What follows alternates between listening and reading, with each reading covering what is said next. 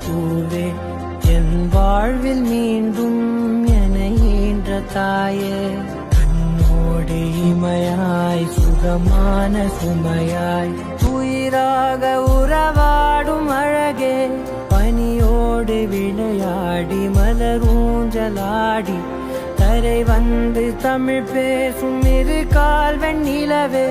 சிறகாக உன்னை நான் ஏந்தி செல்வேன் சினுங்காமல் உன்னை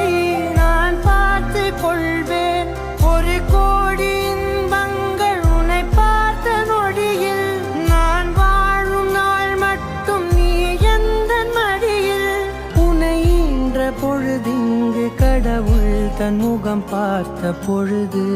உன் பாதம் தொழுது